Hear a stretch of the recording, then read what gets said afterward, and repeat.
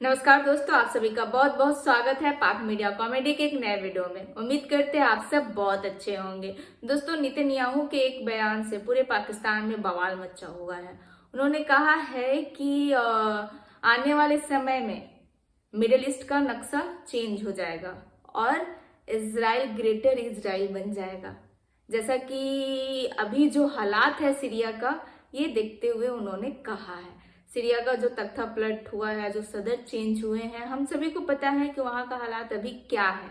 उसके बाद इजराइल का ये बयान आ गया। तो आइए देखते हैं इसको लेके पाक मीडिया क्या बातें कर रही है। लेकिन वीडियो में आगे बढ़ने से पहले चैनल पर नए हैं तो चैनल को सब्सक्राइब कर ले और वीडियो अच्छा लगता है तो लाइक शेयर भी कर दे। तो आइए देखते हैं आज का ये video. Netanyahu pledges to change the face of Middle East. Greater Israel emerging. Greater Israel क्या है और इस वक्त सीरिया के क्या हालात हैं? After 480 strikes of Israel on Syria, Israel Syria पर टैक्स क्यों कर रहा है और इज़राइल ने सीरिया की टेरिटरी भी कंट्रोल कर ली है। ये बहुत बड़ी डेवलपमेंट्स हैं इस वक्त दुनिया की हमारे सामने आ रही हैं और मिडल ईस्ट का नक्शा बदलने जा रहा है। मिडल ईस्ट अब पहले वाला मिडल ईस्ट नहीं रहेगा। और ये जो बात कही जाती थी कि ग्रेटर इज़राइल का एक ख्वाब है जो ख्वाब ही रहेगा, तो मुसलमान अब ये देख रहे हैं। मुसलमानों, ये जान लो कि ग्रेटर इज़राइल का ख्वाब सिर्फ ख्वाब नहीं रहा बल्कि ये पूरा होने जा रहा है। ये जो इस वक्त हो रहा है ये तारीख का हिस्सा बन रहा है। इसकी वजह यह है कि ये सिर्फ अभी की बात नहीं है। इज़राइल ने मिडल ईस्ट में जितने भी उसके ओपोनेंट्स थे उनकी कमर तोड़ दी है। और ये स्टार्ट वहां से हुआ कि जब हमास ने हमला किया था इज़राइल पर, और उसके बाद इज़राइल ने फिर उसका एक्शन स्टार्ट हुआ इज़राइल का। तब से लेकर अब तक हमास, हिजबुल्लाह, ईरान, ये जितने मुस्लिम कंट्रीज, हुतीस, उनके साथ जो जो ग्रुप्स भी शामिल हैं, उन सब की कमर तोड़ दी है इज़राइल ने। और उनके बड़े से बड़ा लीडर इस वक्त मारा जा चुका है और ईरान इस वक्त तन्हा हो चुका है। ईरान आइसोलेटेड हो चुका है। इज़राइल ने ईरान को आइसोलेट कर दिया है। ये अगर कहा जाए तो गलत नहीं होगा। ईरान को इस वक्त अपनी जिंदगी के, अपने रहने के, अपने कायम रहने के लाले पड़ चुके हैं।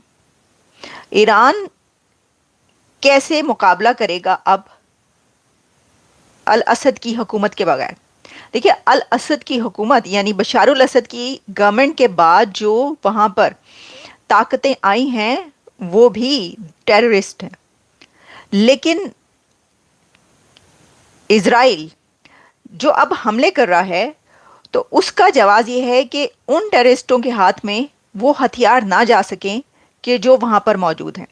तो इज़राइल ने जो 480 स्ट्राइक्स की हैं, 480 times in last 48 hours, can you imagine? 48 घंटों में 480 स्ट्राइक्स हुई हैं इज़राइल की तरफ से। और उसमें जो ये स्ट्राइक्स की गई हैं, इसमें ये कहा गया है कि 480 attacks on Syria in the past 48 hours, destroying 15 naval vessels, anti-aircraft batteries and weapons production sites in several cities. तो देखिए, ये जो बात है कि एक तो ये कि नेवल वेसल्स को, नेवल बेसिस को और एयरक्राफ्ट जो बैटरीज हैं, एंटी एयरक्राफ्ट बैटरीज और ऐसे प्रोडक्शन हाउसेस जहां से हथियार तैयार हो रहे हैं। तो जहां जहां पर इजराइल हमले कर रहा है वो प्लेसेस हैं कि जहां पर असलहा तैयार होता है, असलहा पहुंचता है। वहां के पर अगर जो हुकूमतें अब आई हैं, वैसे तो अब नए प्राइम मिनिस्टर जो हैं वो अनाउंसमेंट हो चुकी है इज़राइल के, और उनका ये कहना है न्यू प्राइम मिनिस्टर का कि इज़राइल जो सीरिया है, सीरिया के न्यू प्राइम मिनिस्टर का अनाउंस हो चुका है। और सीरिया के न्यू प्राइम मिनिस्टर का ये कहना है कि सीरिया में को स्टेबलाइजेशन की तरफ जाना चाहिए। अब सीरिया को स्टेबलाइज करें, ये जो है इसको। अच्छा, अब जो इज़राइल है वो ये कह रहा है कि वो टारगेट कर रहा है ईरान के टारगेट्स को। यानी सीरिया के अंदर जो ईरान के टारगेट्स हैं उनको कर रहा है। ये बात आप याद रखिएगा कि ईरान ने बिलियंस ऑफ डॉलर्स लगाए हैं सीरिया के अंदर।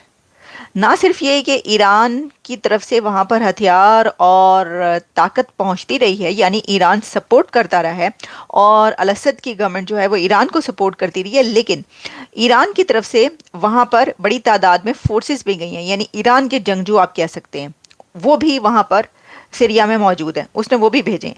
लेकिन इस वक्त ईरान की सिचुएशन ये है कि अब उसको, वो कहते हैं ना कि गरीब मुल्कों को खाने के लाले पड़ जाते हैं, लेकिन ईरान को इस वक्त अपनी ज़िंदगी के लाले पड़ गए।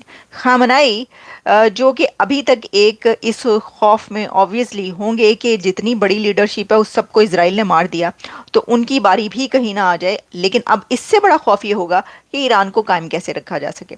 अब देखिए, इसके अंदर जो बहुत सारी बातें की जाती हैं उसमें ये बात की जाती है कि जनाब जो भारत है उसके लिए ये बड़ा नुकसान है कि बशारुल असद की हुकूमत जो चली गई, क्योंकि असद गवर्नमेंट जो थी वो इंडिया को सपोर्ट कर रही थी, या इंडिया का जो स्टैंड है उसकी सपोर्ट में थी। तो मैं एक बात आपको ये बताना चाहती हूँ कि इस वक्त इस क्राइसिस में अगर कोई कंट्री क्राइसिस में नहीं है और कोई कंट्री मुश्किल में नहीं है तो वो इंडिया है। अच्छा, इसकी वजह क्या है? इंडिया को कोई थ्रेट नहीं है। इंडिया को सीरिया के इस क्राइसिस से डायरेक्ट कोई प्रॉब्लम, यानी कि कोई बैड इम्पैक्ट इंडिया पर डायरेक्ट नहीं आ रहा, इनडायरेक्ट भी नहीं। देखिए, जो भी हुकूमत है, चाहे वो इस वक्त सीरिया की तरफ हो या सीरिया के अगेंस्ट हो, वो इंडिया के साथ है। आप देख लें, ईरान के साथ इंडिया के रिलेशंस अच्छे हैं। आप देखिए जो इजराइल है उसके इंडिया के साथ कैसे रिलेशंस हैं। आप देखिए जो पुतिन और रशिया है उसके इंडिया के साथ कैसे रिलेशंस हैं। आप अगर इसको तिकोन बना लें तो आप देखिए, इजराइल है एक तरफ ईरान है और दूसरी तरफ, तीसरी तरफ रशिया है। इन तीनों कंट्रीज के साथ इंडिया के बहुत अच्छे रिलेशन। अगर सीरिया पर इजराइल भी काबिज हो जाता है या इजराइल अपनी पावर वहां पर शो करता है तो प्रॉब्लम नहीं है इंडिया को। इंडिया को कोई प्रॉब्लम, क्योंकि जो भी इजराइल पे अगर आता है तो वो तो इंडिया के हक में है, वो तो उसके स्टैंड को सपोर्ट और ज्यादा सपोर्ट करेगा, पहले से ज्यादा। कश्मीर हो या कोई भी स्टैंड हो, उसको पहले से ज्यादा सपोर्ट मिलेगी। जो रशिया है वो भी क्या इंडिया के खिलाफ कोई लेगा वो, और ईरान की तरफ से भी क्या कुछ ऐसा हो सकता है? नो।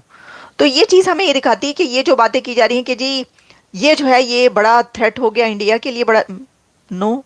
पहली बात तो ये कि डायरेक्ट तो कोई है ही नहीं। हाँ, ये ज़रूर है कि ऑब्वियसली अगर किसी कंट्री में कोई किसी का स्टैंड जो है किसी कंट्री के सपोर्ट में है, उसके बाद वहाँ की गवर्नमेंट गिराई जाती है, ये ख़त्म होती है, तो उस कंट्री को ये होता है कि भाई हमारे जो थे ये सपोर्ट में थे तो ये चले। लेकिन प्रॉब्लम ये है कि वहाँ पे जो भी आएगा या आ रहा है या बाकी जो कुव्वतें हैं वो सबकी सब इंडिया के सपोर्ट में है।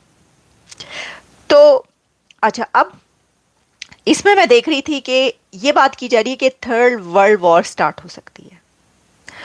इसमें दो तीन चीजें हैं कि ये बात क्यों कही गई है, वो मैं आपके सामने रखूंगी। वैसे तो मोहम्मद अल बशीर आए हैं, बशारुल असद थे पहले, और अब जो नेक्स्ट प्राइम मिनिस्टर वो मोहम्मद अल बशीर हैं।